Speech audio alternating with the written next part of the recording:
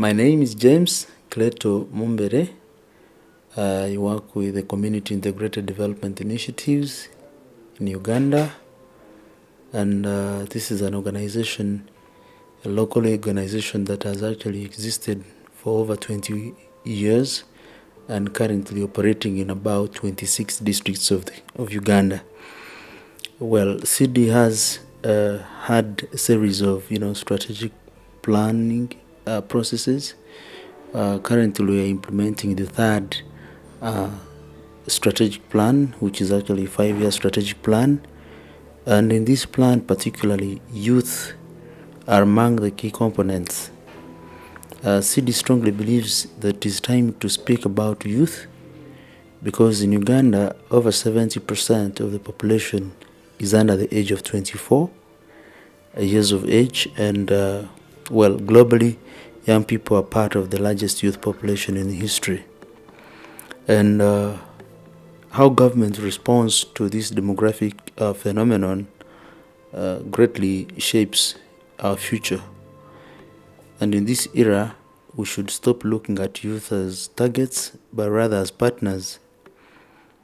So Cidi's plan and understanding focuses on youth as active, connected, and able youth than ever before to shape today and those that will actually create a better tomorrow. And in this paradigm, Cidi decided to come up with a mechanism or a forum through which youth across the country could actually come together, share experiences, talk about the issues that affected them, and be able to engage with the duty bearers at different levels from an informed point of view. And so Cidi, before actually putting in place this platform, first conducted a mapping study. And this mapping and analysis study was conducted countrywide, basically to ascertain where youth are, what they are involved and engaged in, who is supporting them. So we're looking out for, what best models are working for the youth in terms of engagement and, development of themselves. And it was that mapping and analysis study that informed our planning, having actually gotten to understand the salient advocacy issues that the youth across the country had, so as to formally pursue the course of putting together this platform.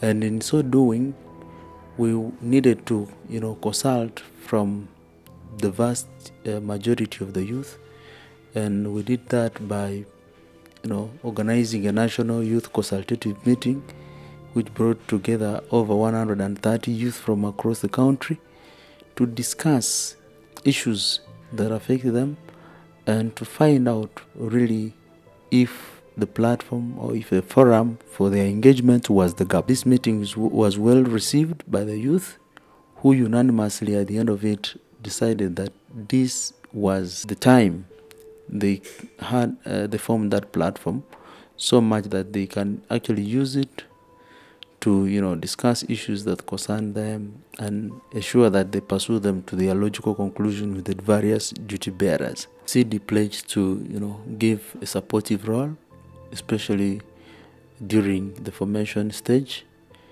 ensuring that there is a basic management framework, and this they did by trying to come up with the memorandum of understanding that would guide the various individuals, various youth-focused organizations to come together, so much that we have a common understanding of what we are going to engage in.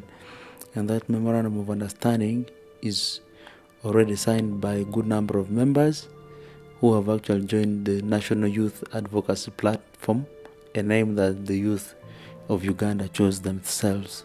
So we felt it was very important for us to engage in this platform from a common understanding. And so we chose to train those who had been selected as leaders in topics that they needed so most, especially advocacy, leadership.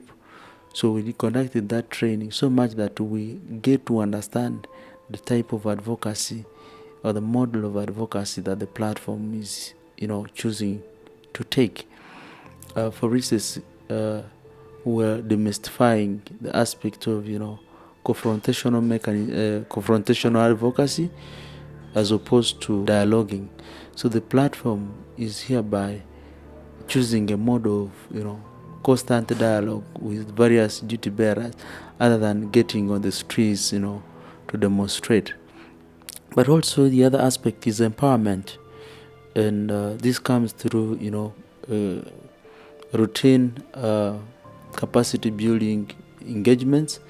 And through this, we have actually rolled out a plan to train a good number of youth regionally on local government planning and budgeting processes, because before then we conducted the regional consultative meetings to understand the peculiar issues that affect different regions, and we felt it was very, very important, because some of the issues that affect the people probably in the north might not be the issues affecting the people in the west or in the east.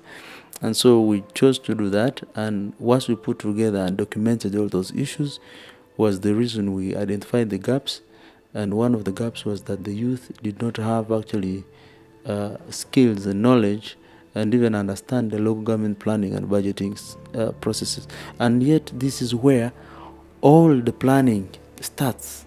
So a good number of them, at times we see them on streets demonstrating, saying government has not done this, government, but there is nothing that they have told government to do for them and that they are able to follow up.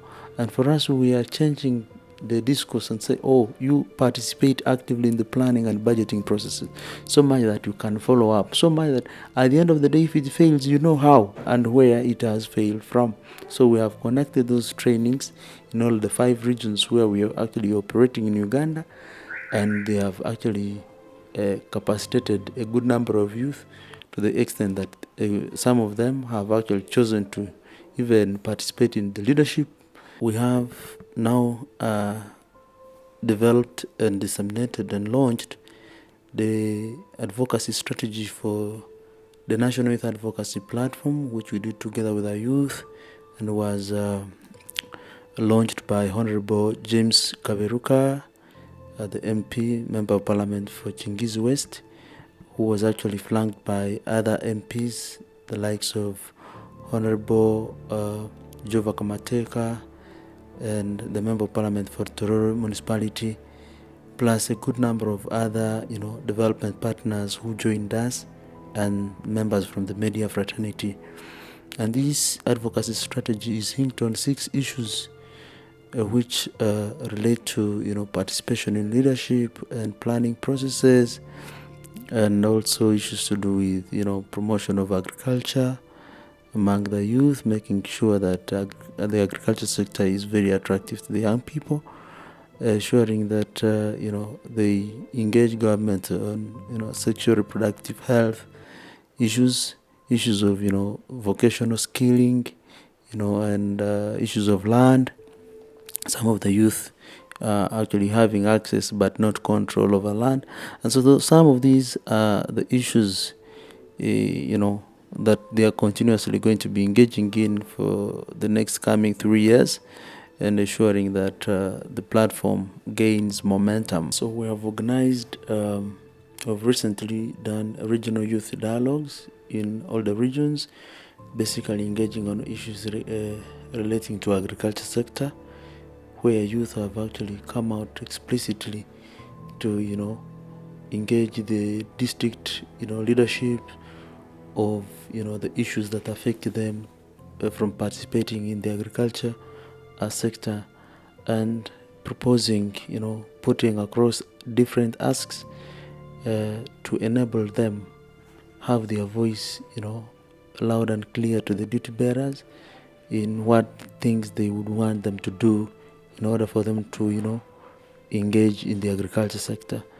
And so some of these are going to be continuous activities for us to reach the ultimate vision of the youth, where the youth are looking at a Uganda where youth meaningfully participate in all decision-making processes that give dignity to their socio-economic livelihoods, and all this they will be doing through ensuring that youth issues at local and national levels are heard, and those issues are financed, the issues are implemented and monitored to promote inclusive and transparent allocation of national resources for the benefit of the young people.